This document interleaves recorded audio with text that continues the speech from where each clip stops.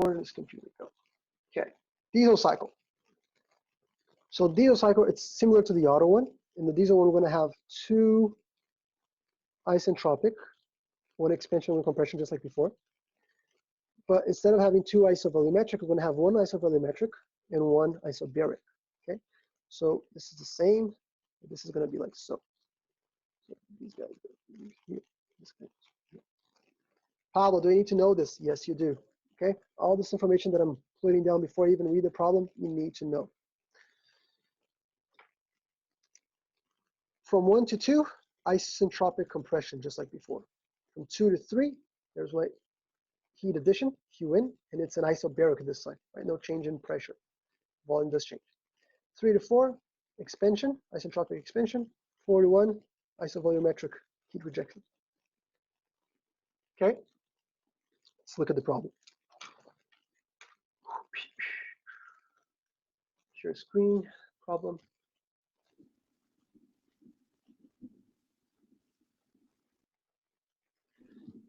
For 9.49, an air standard diesel cycle has a compression ratio of 18.2. What is that? You need to know as well, right? That you learned from the first problem, hopefully.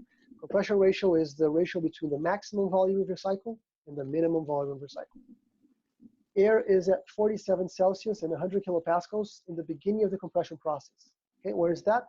Part 1 from the diagram we just drew. And at 1800 Kelvin at the end of the heat addition process. Okay, so I'll let you guys tell me when that is. Now, on this one, we need to account for the variation of specific heats and temperature. So we can't use those relationships we just talked about, right? Even in the isentropic ones, we can't use the K relationships because CP and CV will be changing. We are to determine the cutoff ratio. What is that? You need to know as well. That's the ratio between the volume after and before the combustion. The heat rejection per unit mass, Q out, and the thermal efficiency. A lot of information, Pablo. I know. That's why I said it's a big week. Beginning of the compression process, that's state 1. So the information they just gave us, P1, that's P1 and T1. So P1 is 100 kilopascals. T1 is 320 Kelvin, right? It's 47 Celsius in Kelvin. Now, it says that the temperature is 1800 Kelvin at the end of the heat addition process. Which state would that be? 1, 2, 3, or 4? 3. 3, right? Good job. And that's, note that I'm pushing you guys on this because it's not given. It's not obvious. It's something that you need to deduce by yourself. And the other thing is the cutoff ratio. Actually, let's put down the ratio. We also have the ratio R, 18.2. And that's the relationship between the max volume and the minimum volume. So in this system, which one is the maximum volume I can have? Which of these states? V1. 1 or? And 4. Or 1 or 4, right? Because they're the same. So I'm going to do 1, comma, 4, okay? Put a comma there because it can be either. And the minimum one? It's the minimum volume. 2 and 3. Nope, watch out. Just 2. Oh, right. Yeah, it's different than the other one. Watch out for that, okay? And this is, I'll write ratio down here because I don't want you guys to get confused with the R as the constant, okay, the ideal gas constant. So the ratio, volumetric ratio is this guy here. Now, the first question asks us for the cutoff ratio. Cutoff ratio, C-O-R, just write like that, cutoff ratio. And then the cutoff ratio, the definition of it is the ratio of the volumes after and before the combustion. So which volumes would that be?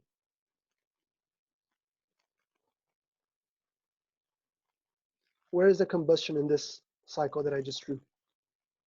From 3 to 4. Almost, from 2 to 3, right? The 3 to 4, that's the expansion, right? The combustion happens here. Because of the combustion that the guy expands. Because we have the combustion, the fuel here exploding literally inside this chamber here, is that we have the 3 to 4. So the ratio between the combustion, after the combustion and before the combustion is 3, 2, and 3. So after the combustion, it's V3. Before the combustion, it's V2. All right. All information that you guys need to know so you can solve these things. So that's why I'm saying this is a big one, okay? takes a lot of you guys. All right, so now I think we can start, okay? So as per usual, what I'm gonna do is I have 1 defined and I have 3 defined. I'm going to define 2 and 4 to be able to solve the things that I need. Now, the beauty of these things is that we have a lot of properties that are only dependent on temperature, right? So we have enthalpy, internal energy, the relative volume, the relative pressure, and there's another one, the entropy as well. So as long as we have the temperature, we can define everything else, right? We can't define pressure and volume like before, but we can have these relative pressures and relative volumes. That's exactly why we used it. So I'm going to go ahead and for state 1, I'm going to go to the table. I'm going to look up state 1. I'm going to look under 320, and I'm going to go ahead and grab my internal energy. Okay. When you're solving this, you might want to grab everything you can, just because you might end up needing to use it. And I'm also going to grab my relative volume 1, 528.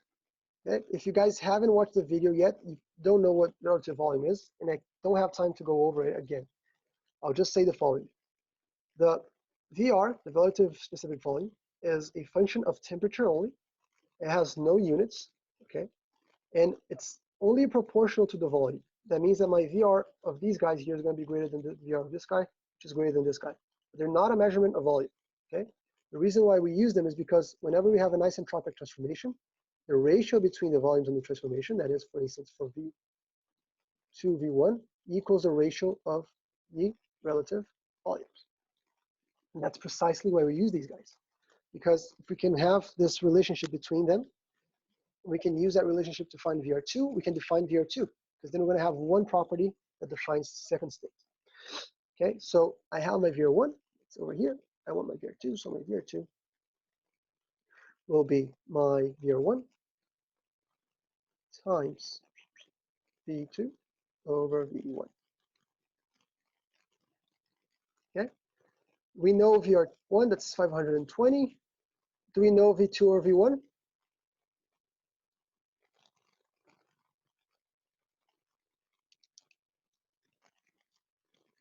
We know V1.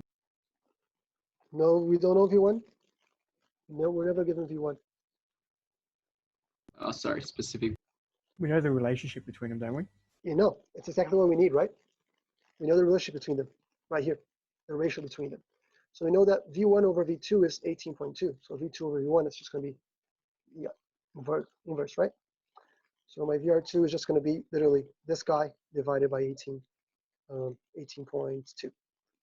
So my VR2 equals 528.6 divided by 18.2,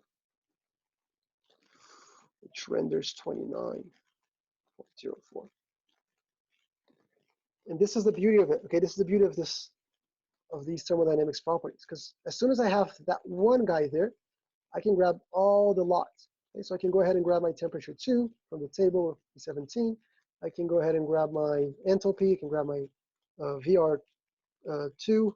Sorry, I have VR2. PR2. I can grab anything I want. For this specific case, I'm going to grab enthalpy 2, and I'll show you guys why in just a second. So my temperature 2 is from the table 952.9, and you're going to have to interpolate, by the way. And my enthalpy is 992.54.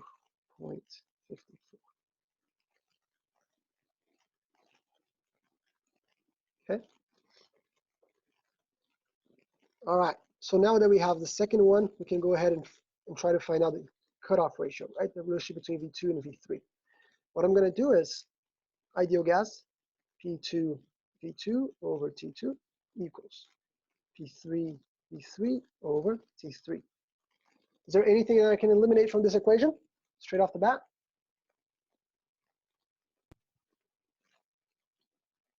Pressure 2 and pressure 3 are the same.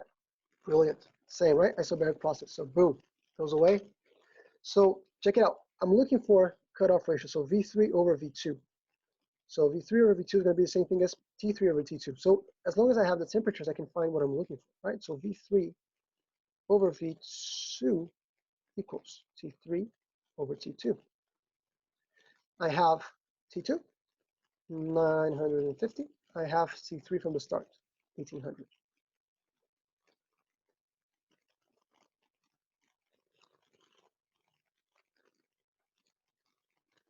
This is going to be 1.889.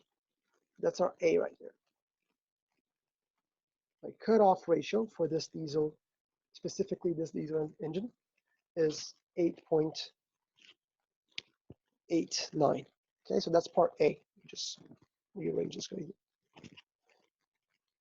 Okay, now save that for later. We're going to end up using that again in this problem.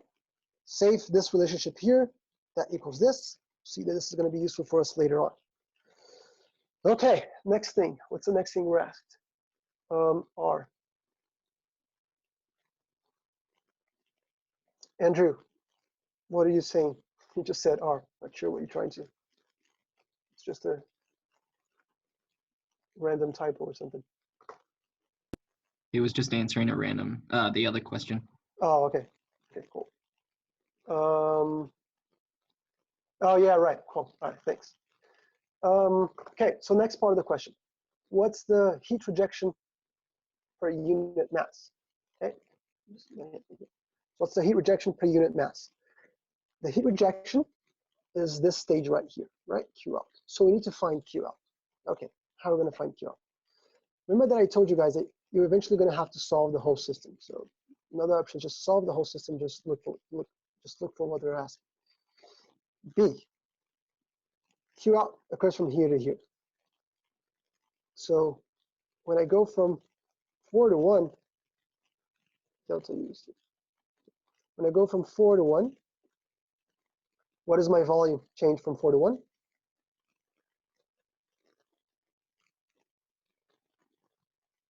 Zero. It doesn't. It doesn't change. If it doesn't change, what's my work? Zero. Okay. So that means that this guy goes away, and the delta U equals Q, right? That's the first law of thermodynamics.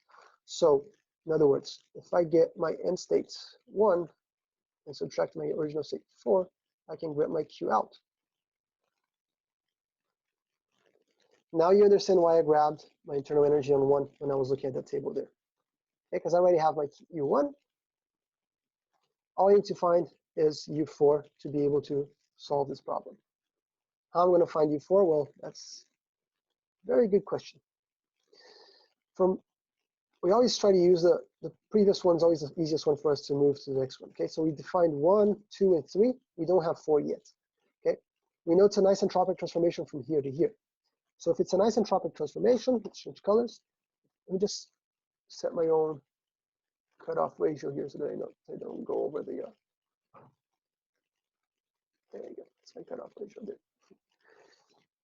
Okay, so we're after U4 to be able to find Q out. Okay, so how can I find that? How can I define? Well, we know that from 3 to 4, it has to be proportional to V3, VR3, and VR4. So as long as I can find VR4, I can define my fourth state, right? Now, there's one thing that you guys need to remember, that this is only valid in isentropic transformations, okay? Some of you are going to use it when it's not isentropic transformation, and I'll just look at you in silence for a couple of seconds until you guys remember that. So my VR4, just keep in black. My VR4 will be my VR3 times my V4 over my V3. Okay, now what I'll do is I'll give you guys 1 minute precisely for you guys to figure out what is V4 over V3. You don't have to say it out loud, just think for yourselves, because this is what you would have to do if you were solving this. All the information that we need is already here on the sheet. Okay, so have a look. Give you guys 1 minute. My VR3, don't worry about it. It's easy because we have the temperature, T3. Yeah, that's right from the table. But my VR4 over V3, this is the tricky one, because check it out, V4 over V3.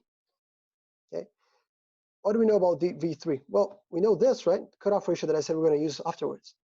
We know that V3 equals 1.889 times V2. So I can sub this guy in for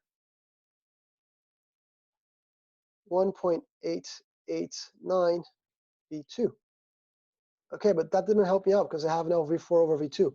Oh, but it did, right? Because let's just write this another way. Let's just write like that. V4 over V2, and then just leave on the bottom there's a 1.889. Because we know this.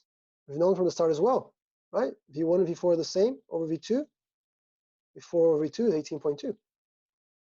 So my V4 over V3, which is the thing that I'm looking for, is just the same thing as, again, subbing that in again, it's going to be 18.2 divided by 119. There you go. So we had that relationship all along. Okay, so think to yourselves if you guys would be able to do it. If you don't think you would be able to do it on your own, redo this exercise afterwards, this question, and try to do it without looking on how I did it. All right. So I can sub this into here, and I can grab the properties for so on T3, I can go on the table,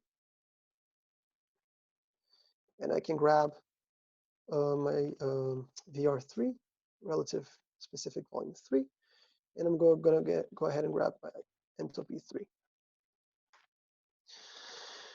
Where is my, oh, there it is. So this is 3.994, and this is 2003.3 kilojoules. Okay, so this guy here, VR4, that's equal to 3.994 times 18.2 divided by 1889, which renders 38.48.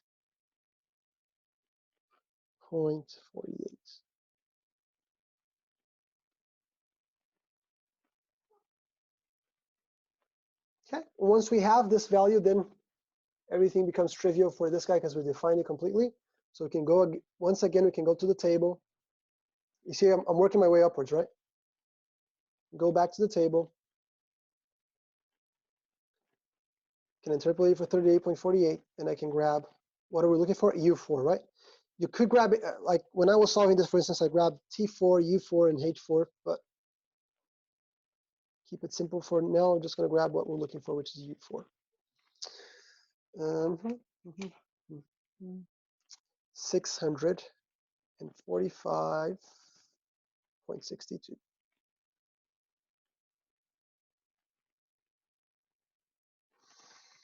Okay, now that I have that, well, now this guy becomes simple, right? So I just need to subtract 228 by 645, and I'm going to grab that. My Q out is 417.2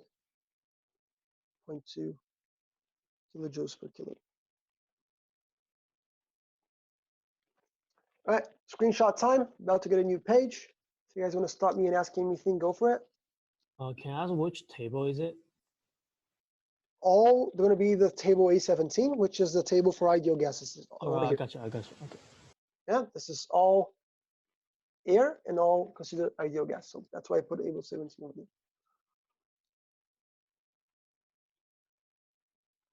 Okay, all good.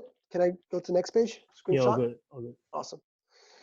So let's continue from where we left off. Actually, there's only a little part left on this one, right? Because what we did is just, I'm just going to rewrite what we just did. We did U1, which is the final set, minus U4, which equals our Q out. And that will be 228.42 minus 645.62. That's going to give us a negative value of 417. Now, there's two options here. As I always tell you guys, okay, as I always tell you guys, there's two options. There's two ways you guys can say this, all right? The way that I've written just here is redundant.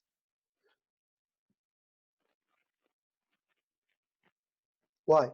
Because this negative is saying that this heat is leaving, and this out is also saying that the heat is leaving. So it will be perfectly fine if you guys just said 1417 Q out, because you're already given the direction, or if you just said Q is negative 417.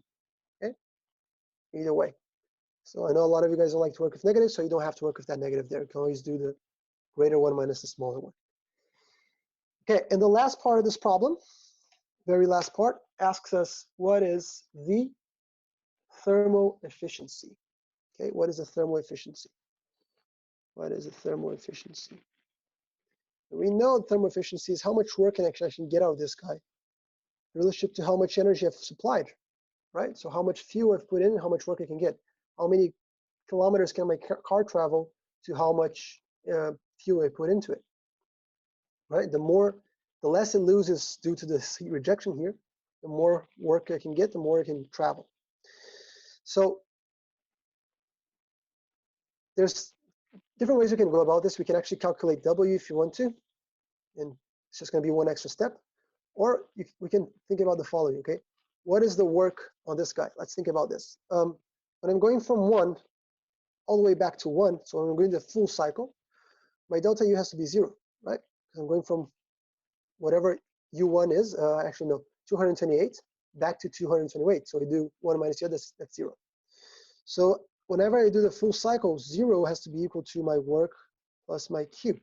So my Q is just going to be the difference, my work is just going to be the difference between my Q's, right? So my work is just going to be, hey, how much I've put in minus how much I rejected. So this guy is going to be how much I've put in minus how much I rejected. And we can plug these values in, or we can just eliminate this guy and just going to have 1 Q out over Q in. Okay? There's plenty of ways you can solve this part of the problem. We know Q out, we just figured it out. It's 417, but we don't know Q in. Okay? And if you guys recall, let me go back here. If you guys recall, Q in is the one that occurs from 2 to 3, right? Now, I've already grabbed the enthalpies. Where are my enthalpies? 992 and 2003, and I'll show you why. Okay? You probably don't remember this, but I told you guys that whenever we have a P constant process and there's no work done other than boundary work, so the only work that's being done is boundary work, so it's one of the actually expanding work, contracting. When these two conditions are met, my Q equals my delta H. Now it's so simple to prove this that there's no point in not doing it, right? Because we know this happens here. And then we know if it's only boundary work, we can sub that guy in for delta PV. And then P is constant, so it comes out of the derivative. So that's just going to be U Q plus P delta V. Right? And then if we subtract both sides by P delta V, we're going to end up with U minus P delta V equals Q. And we know this is precisely the definition of delta H. Okay? So delta H equals Q under these conditions. So if I take, in other words, if I take from 2 to 3, I go from state 2 to state 3, when I go and I take my delta H from those two states, I'm going to get my Q out. Oh, sorry, my Q in. Okay, which is what we're looking for. My H2 minus my H3 will be my Q in, and that's going to be 2000 and, was it 2003? 2003.3 minus H2, which grabbed as, what is it? 992.554.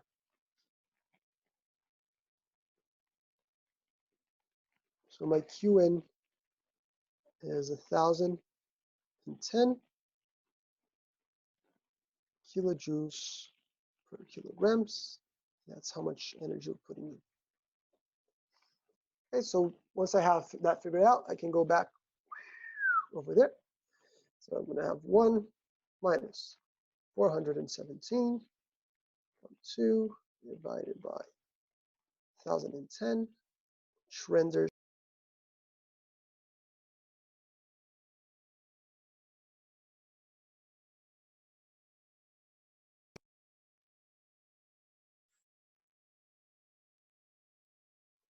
And that's our part C. Questions?